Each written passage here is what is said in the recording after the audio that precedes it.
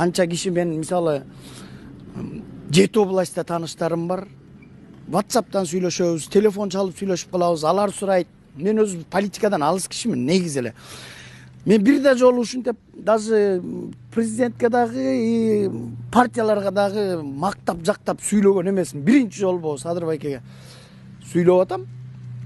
Любой интернеттен ачып карагыла, мен бирөөнү мактаган эмесмин да, чын айтканда. Анан акча предлагать этип келишкен. Мисалы мен акча кимге кереги жок, баягы акча бүгүн да керек, эртең да керек дегендей көп эле предлагать этишти. Бирок арты жаман экенин көрүп, эл жамандап атканын видеолорун көрүп, анан кой ушу жаман көрүнбөй эле коеюнчу деп сүйлөшмөсмүн.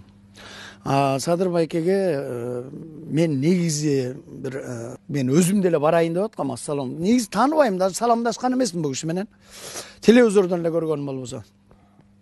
Но мага токтоолугу жакты, үй бүлөсү бир кайраттуулугу жакты. Мына апасы, атасы, баласы казы болду. Өтө кайраттуу киши экен, чын элечи. Көбү өзүнүн программасын айтпай эле биз мындай кылабыз, анан калган оппоненттерин эле жамандаганын ичинде болуп атат. Ошон үчүн көбүн уккум да келбей эле, чын айтканда. Анан мага жүрөгүмө жакканы Садыр Нуркожоевичтики болуп атат. Алар даже сүйлөп аткан жеринен элдер суроо бергенде жамандабагыла деп атат. Тигилерди айтсачы, башка оппонент жамандабагыла суранычы. Лучше эмесин уккула деп. Туура айтып атат. Ансыз эле биз баарын угуп атабыз.